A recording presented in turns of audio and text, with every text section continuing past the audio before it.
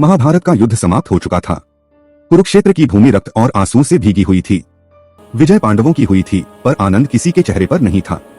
युद्ध के बाद पांचों पांडव धर्म के अनुसार हस्तिनापुर पहुंचे। उनका उद्देश्य था अंधे राजा धृतराष्ट्र और शोक में डूबी माता गांधारी से मिलना। गांधारी, जिनकी 100 आंखें नहीं थीं, पर जिनका हृदय 100 पुत्रों के दुख से जल रहा था। सबसे पहले उनके सामने आए भीम। गांधारी ने भारी स्वर में पूछा, भीम, क्या यह सत्य है कि तुमने दुशासन का रक्त पिया? भीम ने बिना झुके उत्तर दिया, माता, यह द्रौपदी के अपमान का प्रतिशोध था। यदि मैं ऐसा न करता तो क्षत्रिय धर्म कलंकित हो जाता। गांधारी मौन रही, पर उनका क्रोध भीतर ही भीतर ज्वालामुखी बन चुका था। तभी धर्मराज युधिष्ठिर आगे बढ़े, सिर झुका हुआ, मन अपराध बोध से भरा। गांधारी ने वर्षों से बंधी अपनी दिव्य दृष्टि की पट्टी हटाई। उनकी दृष्टि सीधे युधिष्ठिर के चरणों पर पड़ी, और उसी क्षण युधिष्ठिर के पैरों के नाखून काले पड़ गए।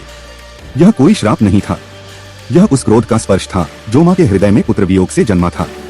अर्जुन यह दृश्य देखकर भय से कांप उठा और भगवान कृष्ण के पीछे खड़े हो गए। कृष्ण मुस्कुराए नहीं, वे गंभीर थे, क्योंकि वे जानते थे क्रोध चाहे कितना भी न्यायसंगत क्यों न हो, वह निर्दोष को भी छू जाता है। कुछ समय बाद गांधारी का क्रोध शांति में बदल गया। शोक ने करुणा का रूप ले लिया। पांडवों ने उनके चरण स्पर्श किए। गांधारी ने आशीर्वाद दिया। धर्म पर चलने वाले को कष्ट सहना पड़ता है, पर वही इतिहास में अमर होता है। युधिष्ठिर के नाखून काले ही रहे, एक स्मरण के रूप में कि धर्म का मार्ग भी पीड़ा से होकर ही गुजरता है। धर्म विजय से नहीं, त्याग और सहनशीलता से पहचाना जाता है।